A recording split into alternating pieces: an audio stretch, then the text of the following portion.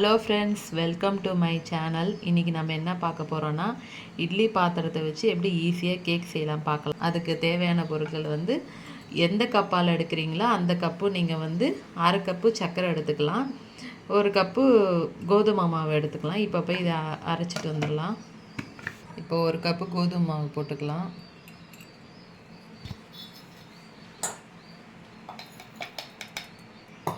ஒரு கப்பு கோதுமை மாவுக்கு அரை கப்பு சர்க்கரை போட்டுக்கிட்டு நல்லா மிக்ஸ் பண்ணிக்கலாம். மிக்ஸ் பண்ணிக்கிட்டு இப்போ கொஞ்சமாக உப்பு போட்டுக்கலாம்.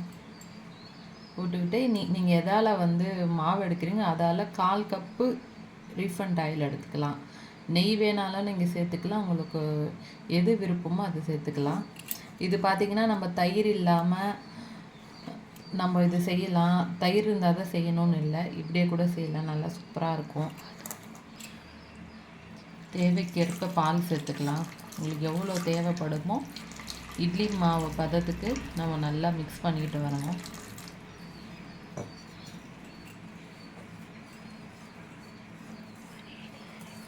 ஒரே டைரக்ஷனில் மிக்ஸ் பண்ணுங்கள், அப்போ தான் கட்டி எதுவும் இல்லாமல் நம்மளுக்கு நல்லா வரும். மிக்ஸ் பண்ணிக்கோங்க.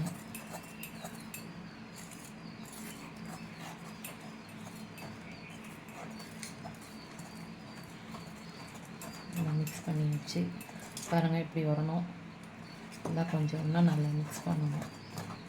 உங்களுக்கு வேணும்னா நீங்கள் கோதுமை மாவு பிடிக்காதவங்க மைதா மாவு கூட சேர்த்துக்கலாம், நம்ம இஷ்டம்தான். இப்போ நம்ம இந்த ஸ்டேஜில் பேக்கிங் பவுடர் போட்டுக்கலாம். அரை டீஸ்பூன் பேக்கிங் பவுடர்,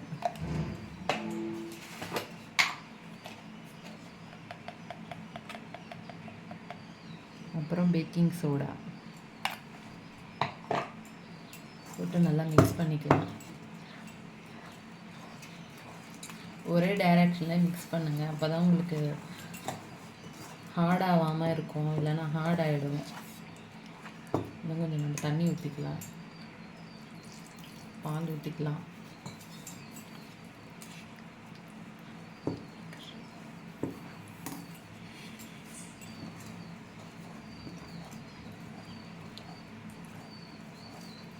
இதே டைரக்ஷன் மிக்ஸ் பண்ணுங்கள்.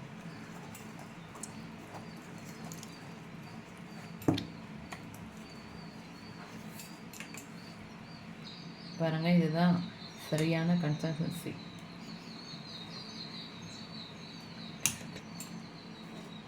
இப்படி தான் இருக்கணும் கேக்கு பண்ணுறதுக்கு. மாவு கரெக்டாக இருக்குது. இப்போ தான் ஏலக்காய் தூள் போட்டுக்கலாம்.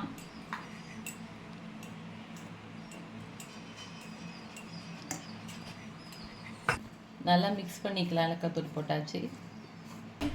ஹீட் பண்ணி வச்சுக்கலாம். கொஞ்ச நேரம் ஹீட் பண்ணி வச்சுக்கிட்டு க்ளோஸ் பண்ணிடலாம். இதெல்லாம் நெய் போட்டுக்கலாம். போட்டு நல்லா அப்ளை பண்ணிவிட்டு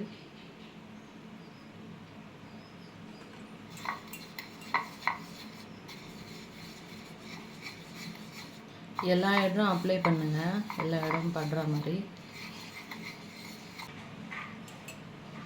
ரெடி ஆகிடுச்சு. இதில் ஃபுல்லாக போடாமல் முக்காலுக்கு போடுங்க, ஏன்னா கேக் உப்பி வரும் நம்ம பேக்கிங் சோடாலாம் போடுற வாசி.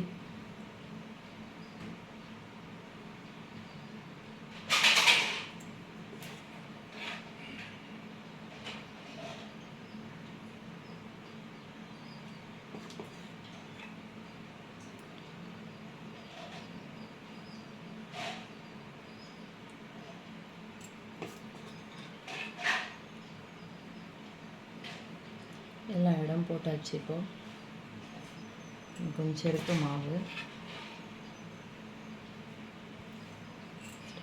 இப்போ நம்ம அலங்காரத்துக்கு இது போட்டுக்கலாம், அப்படியே கூட வைக்கலாம். ஆனால் இது இருந்துச்சுன்னா நல்லா பார்க்கறதுக்கு கலர்ஃபுல்லாக இருக்கும். நட்ஸ்லாம் உடம்புக்கு நல்லது. பாருங்க, அழகாக ரெடி ஆகிடுச்சு. இப்போ நம்ம அடுப்பில் தூக்கி வச்சிடலாம். லோ ஃப்ளேம்லேயே வைங்க, அப்போ தான் கரெக்டாக வரும் உங்களுக்கு கேக்கு.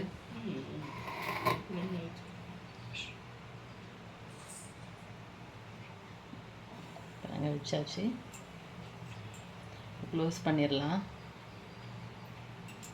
வேகட்டும். 20 நிமிஷம் இது நல்லா வேகட்டும். அதுக்கப்புறம் எடுத்து பார்க்கலாம்.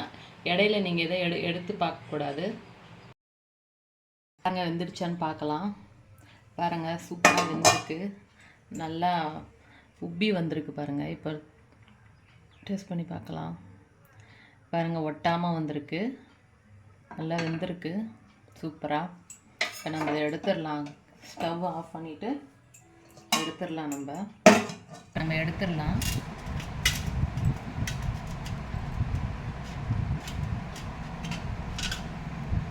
வாவ் பாருங்க நல்லா சூப்பராக வந்திருக்கு. அது நல்லா உப்பிடுச்சு. அதனால் அப்படி இருக்குது.